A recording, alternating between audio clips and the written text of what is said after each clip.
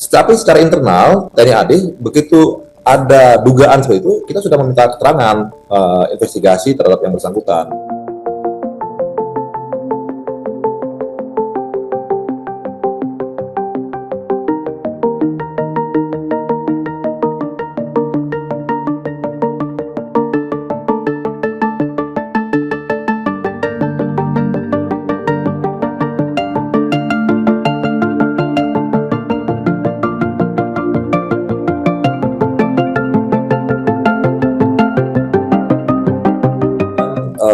Keluarga korban itu kan sudah melapor beberapa hari yang lalu ke Puspomat ya. Kemudian kemarin keluarga korban juga sudah melapor ke Pomdam 1 Bukit Barisan.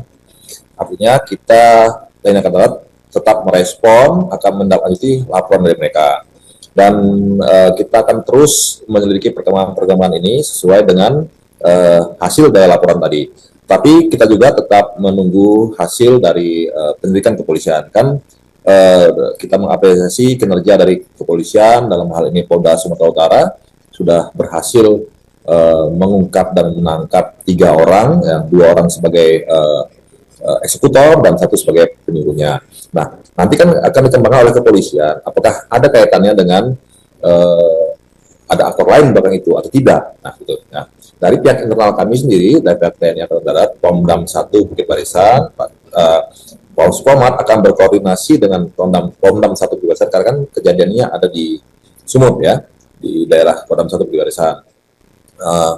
Kemudian secara internal, ketika ada indikasi yang menyampaikan bahwa si anggota kita dilaporkan terlibat perjudian pada saat postingan di media sosial itu juga satuan juga sudah mengambil langkah-langkah secara internal untuk menginterogasi atau meminta keterangan terhadap yang bersangkutan gitu.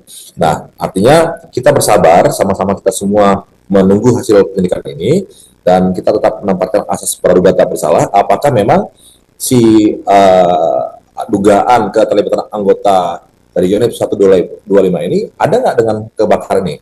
Nah gitu ya, jadi kita tunggu saja. Jadi kita tidak bisa berspekulasi secara cepat karena namanya dicantumkan dalam tulisan korban, tiba-tiba langsung dianggap sebagai tertuduh. Nah, tidak boleh seperti itu. Kita tunggu hasil penyelidikan dari kepolisian apa, kemudian hasil penelusuran kita juga bagaimana. Di awal, kan kalau Puspom itu dia harus ada laporan. Siapa yang kemarin baru laporan dia. Selama tidak ada laporan, berarti tidak ada indikasi tidak apa yang mau dikerjakan. Nah, sekarang tapi secara internal TNI AD begitu ada dugaan seperti itu, kita sudah meminta keterangan investigasi terhadap yang bersangkutan, minta keterangan. Nah, baru sebatas itu saja. Dan memang tidak ada yang bersangkutan tidak mengetahui tentang hal itu menurut pengakuannya. Kayak gitu ya. Nah, itu sudah langkah-langkah dari TNI AD.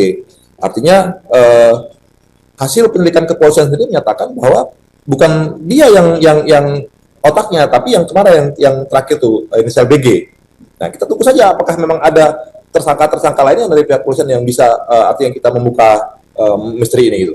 Bahwa begitu ada indikasi laporan menyatakan bahwa anggota kita terlibat, itu kan satuannya sudah melakukan langkah-langkah. Nah, kebetulan Batron 125 ini kan sudah sedang bertugas di Papua, sehingga danremnya yang berada satuan atasnya di atas patroli itu yang menindaklanjuti. Karena dia kan di bawah Korem 023 Kawal Samudra. Nah, sudah kita minta keterangan bagaimana hubungan dia dengan si korban, kemudian apa kaitannya sehingga bisa dia diisukan atau diduga untuk terlibat seperti itu. Nah, hasil-hasil itu tadi kan nanti akan kita sinkronkan.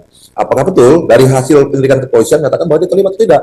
Nah, kalau hanya bukti chatting yang dibawa dan chattingnya pun hanya biasa-biasa saja, tidak ada unsur mengancamnya, ya kan kita tidak bisa menjadikan dia tersangka.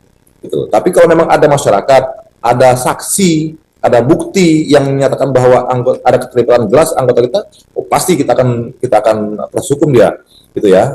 Dan kita tidak, pemilihan kita TNI Angkatan Darat sudah jelas bahwa kalau melanggar hukum pasti kita proses hukum sesuai aturan perundang-undangan berlaku. Tapi kita menunggu hasil penyelidikan kepolisian apa. Kemudian kita sendiri masih Puspom juga masih Pomdam 1 Bukit masih terus menelusuri ini. Kan katanya ada bukti-buktinya. Nah, sekarang bukti-buktinya itu apa dari pihak keluarga? Oh, kemarin katanya ada screenshot chattingan. Nah, kita selidiki chattingannya. Apakah betul WHB? Apakah itu chattingan mengancam? Apa hanya biasa-biasa saja? Gitu ya. Terus misalnya siapa yang meminta untuk men-take down beritanya? Apakah HB yang minta? Mana buktinya? Kepada siapa yang diminta? Pemretnya misalnya, siapa namanya? Kan harusnya link itulah yang nanti akan kita hubung-hubungkan. Ya, makanya saya bilang tadi, jangan kita terlalu dini cepat ambil kesimpulan sebelum ada bukti-bukti yang kuat menyatakan bahwa dia yang terlibat. Di antara banyak sumber informasi, kami layak dipercaya karena kami menggali lebih dalam, berpihak pada kebenaran, berpegang pada data dan fakta, agar layak Anda jadikan referensi. Kompas TV, independen, terpercaya.